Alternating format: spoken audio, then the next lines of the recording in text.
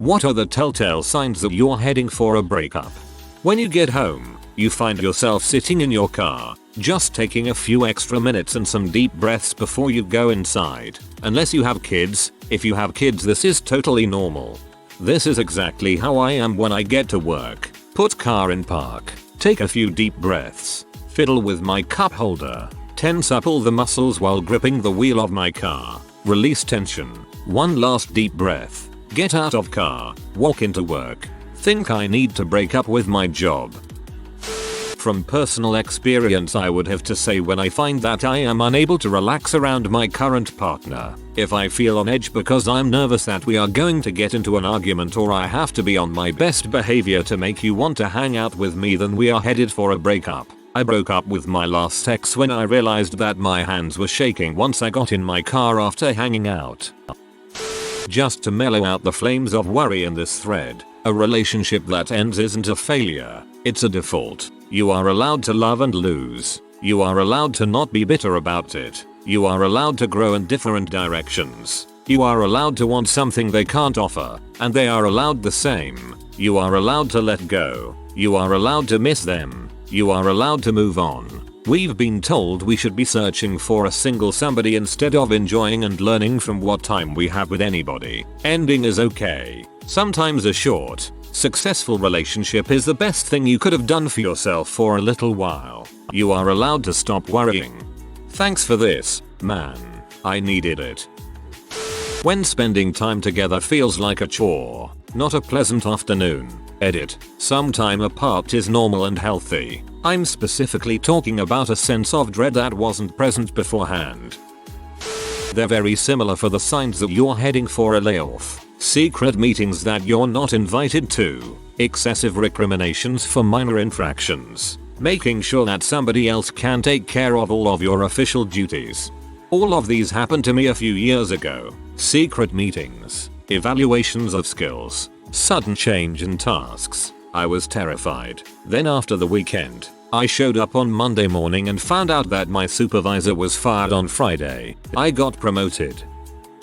When your so goes out of their way to find differences between the two of you. This can be a subtle one, but I have noticed it in almost every breakup I've had. For example, you watch a movie and you think your so might like it, so you say, hey, check out X. It's your sort of movie. When things are going well, they might say, oh, okay, but just before the breakup they are looking to put psychological distance between you. So it ends up turning into, oh, that's really not the kind of movie I like. It's subtle, but I think it happens when people are trying to justify going out with someone else. They try to find as many differences between themselves and their current partner to make it seem like it's not a good fit, and they find more and more similarities with the new partner. Of course, this is just a general pattern. If it happens one time, don't think your so is gonna break up with you tomorrow.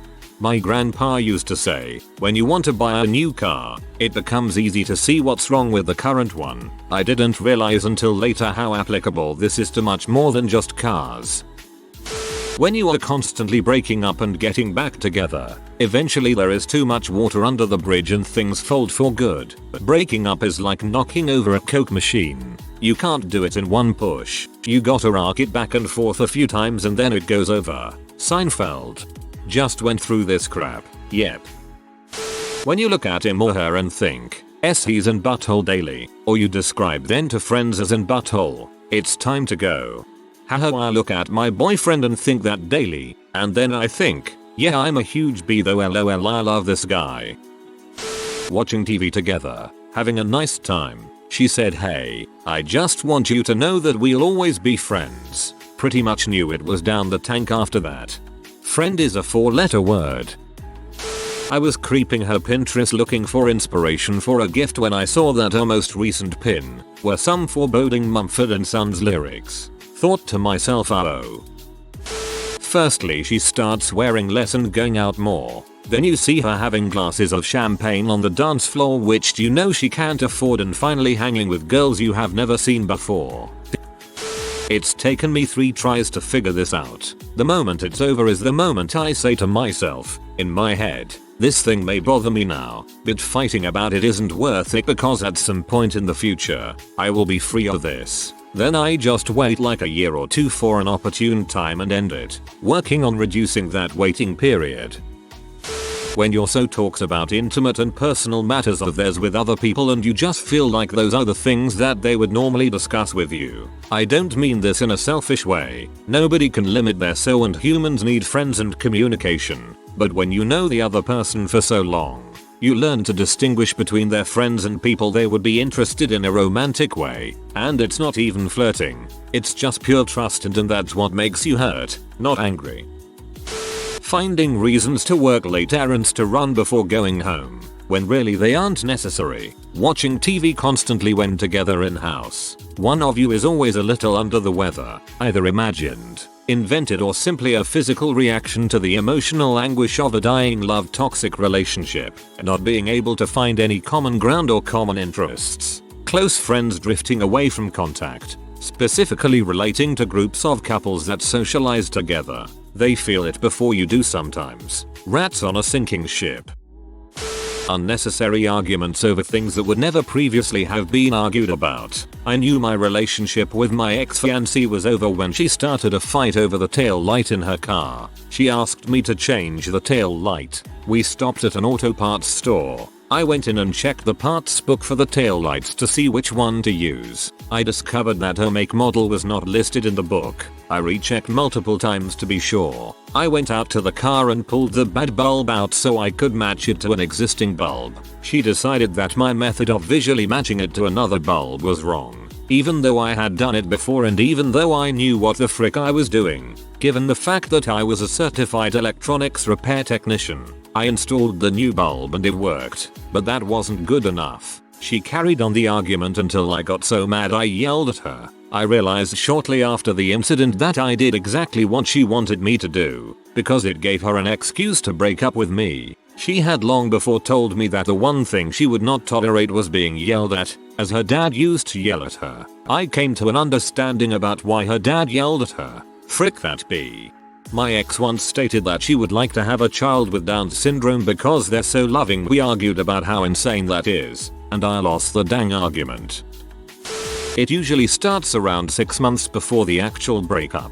First she'll raise the topic of open relationships with you, just to see how you react. Then when you ask if she's already interested in someone else, she'll admit that she's been speaking to the other guy for months before bringing it up with you, then admitting that they kissed. After getting understandably upset about this, she'll try to make you feel like you're the bad guy, that you're trying to control her and that she feels trapped because you don't want her to sleep with other people. But this will lead to a month of tension and arguments culminating in her destroying your self-confidence by saying that being intimate with you makes her feel awful and that you're basically worthless as a partner. But because you're such a bee, you'll put up with continued mental abuse for months while you try to work things out by suggesting stuff like couples therapy and trying to change your mind about polyamory while she refuses to try therapy and continues to talk constantly about open relationships. After 5 months you'll go abroad for 2 weeks alone and realize you're happier than you've been in years because you're away from her. Then you'll come back home and end the relationship. This will lead to her pleading with you not to leave and promising she'll change, totally contradicting everything she said previously. You'll stand firm and say no, despite the expense of leaving your shared home nearly bankrupting you. Then she'll realize you're not coming back and hurl more abuse your way, blaming you for all of the problems in the relationship and denying that she did anything wrong. After that you'll get a nice flat with someone who isn't awful and live happily ever after. Hopefully. TLDR. Frick you, my ex. 2 months gone and it's still affecting me, but I'm getting better at least. Bullet ICBM dodged. Buy your significant other a train set. If after all the hours of setting it up and playing with it, they prefer to suck another guy's dong, then you should break up. If she doesn't like trains, you're wasting your time. I might be late, but I think the worst sign is overdependence. Depending too much on a partner or on each other will most likely guarantee that it will not last. My ex was a beautiful, funny, and cool girl who I thought had it all. I depended on her so much that she didn't have enough space. I always wanted to hang out with her and kiss her and always be with her until I realized what I was doing. We talked and made space, but after I stopped being so dependent and clingy, she started to be just the same. She would constantly check my phone and find something she didn't like that was pretty normal. She went from wanting space to not letting talk to my friends who were girls. I remember at one point she made me tell another girl I won't be talking to her because I used to think she was cute a couple of years before. It ended because we both realized we depended on each other way too much. That crap left me sour. It's been over a month, but I'd still take you back any day and work it out.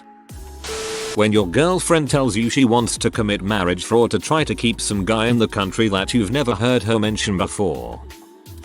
When you have the same arguments over and over and over again, each time reaching a compromise that one of you doesn't adhere to but puts more restrictions on the other one. My ex and I constantly argued about the amount of time that I spent with my friends. She was always invited. She never wanted to go, so we compromised, and I limited it to one night a week, with one night of us time guaranteed, and she would try to be less jealous. Then we compromised to one night every 2 weeks, with a date night every week. She would try to be less jealous. Then we compromised to one night a month, same terms on her end. Then when it came around again, I was the butthole for not wanting to compromise. She ended up leaving me and my birthday while I was out with friends. She came along this time, saw me with them, couldn't take it, and left me. Expected me to forgive and forget the next day. I forgave and moved out. There were a whole bunch of other things that happened too, and this is just my side, but I'm glad we broke up. I found a new girl, and we're getting married in September. The almost right ones are needed, so you can recognize the real right one when they come along. The 4 major breakup warning signs. 1. Your partner starts distancing himself either physically or emotionally. 2. Your partner makes big changes to his daily routine. 3. You notice a change in the frequency of your arguments. 4. The level of physical intimacy has dropped to an all-time low. When everything you want to do together turns into being more of a struggle than actual fun. You try to get him or with you out to have dinner at a restaurant and are met with a sigh. You want to go catch a movie at the movie theater and are met with a sigh. Your relationship is about to get smashed to pieces. If you no longer have fun doing what is normally thought of as a fun, romantic thing to do together that you used to actually like doing, you are usually heading towards a breakup. You realize that your dreams, or SOS dreams, will require some serious compromises to be able to go on. I've been on both sides. If you have hypothetical arguments about your partner in your head, you are in a poisonous relationship. For example, if you can't finish a thought without hearing your partner chime in with something negative to say to you, and you end up thinking about how to counter that, you need to leave pronto. She suggests that she doesn't think long term makes sense or will work. She tells you that she doesn't think you're compatible anymore. She tells you that your family backgrounds don't mesh up. She tells you that she loves you very much, but it isn't working. My heart hurts. Not being able to discuss things without instant flare-ups. Not being able to agree on anything. Not spending time together, or wanting to. Not having sex. When they start being distant with you, especially physically, where before you might have sex 2 or 3 times a week, all of a sudden it's been 2.5 weeks, and when you try to broach the subject she says she doesn't want to. Kisses aren't nearly as passionate as they were, and before long she's wanting to come over because you two need to talk. Yay. It sucks, but what can you do? Go gay before she can dump you. He starts texting instead of speaking on the phone or in person. That means you bill, and I hope you choke on it, Sherry. Making a Reddit post such as this is a pretty good indicator. In all seriousness, if you feel anything but motivation to be with that person, then it might be time to have a talk about changing things. And if that doesn't work, it might be time to move on. People like to think there is true love and such, but in reality we as people are vast. We are allowed to like many things, and the consequence of ongoing reality is that our minds waver in opinion and ideals. There are many people out there who could be a wonderful companion for you, and also many people who could be terrible ones. I ended a 4-year relationship and it wasn't pretty, though the signs were clear. We small talked only, never trying to find more within each other, and there was always a heavy feeling of doubt. It lingered for a long time. I started planning my days off based on when I'd be alone rather than with her. We just couldn't have fun together anymore, and the feeling of doubt also brought upon insecurity. She had horrible anxiety, especially revolving our relationship. People, don't be afraid to move on. We find ourselves in such a beautiful place, sitting atop 13 plus billion years of universal evolution, and we have a mere sliver of time. Don't waste this life, even if it means breaking someone's heart. This is your gift and you deserve someone that you'd love to share it with.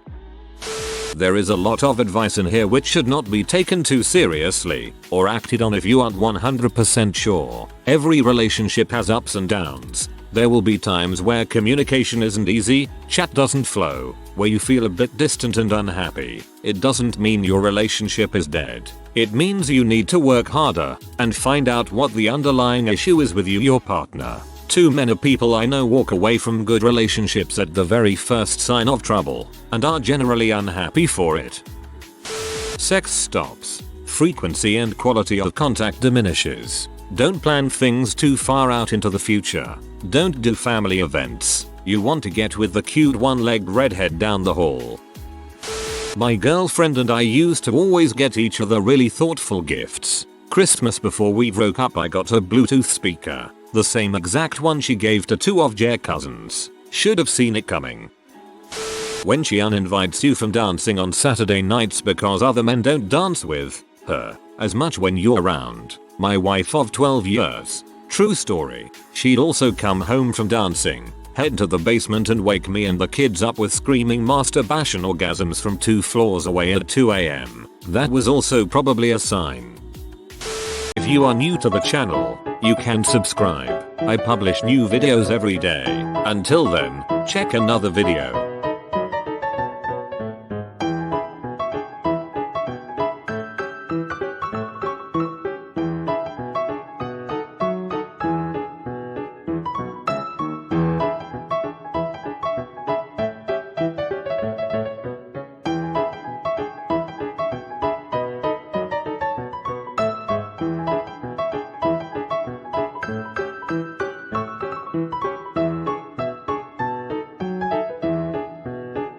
Bye for now.